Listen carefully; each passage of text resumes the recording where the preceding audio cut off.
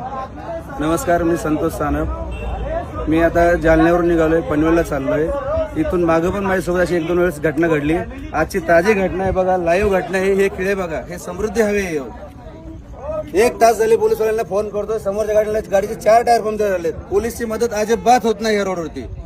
इथून मागं पण 2 वेळा, आता पण फॅमिली सोबत आहे. हे बघा, पूर्ण रस्ता जाम झाला. हे बघा, पोलीस इथे उभे.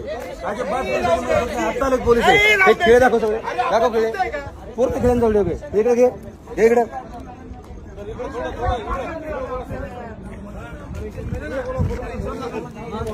भाऊ, इथून मागून माझ्यासोबत अशा घटना 2 वेळा झाल्यात. तेव्हा पण मी पोलिसांना फोन केला, अजिबात पोलिसांची मदत होत नाही. मी आता जालन्यावरून निघाले, मला पनवेलला जायचंय. हा बघा रस्ता, म्हणजे हजारो खेळे ठोके, एवढे खेळे ठोकासवर चाललंय काय? अर्धा रस्ता बंद करून जर चोर खेळे ठोकतात, पोलीस करतात काय? रोडवाले कॉन्ट्रॅक्ट करतोय काय? काय सुविधा आहे रोडला? कशाला हा रोड बनलाय?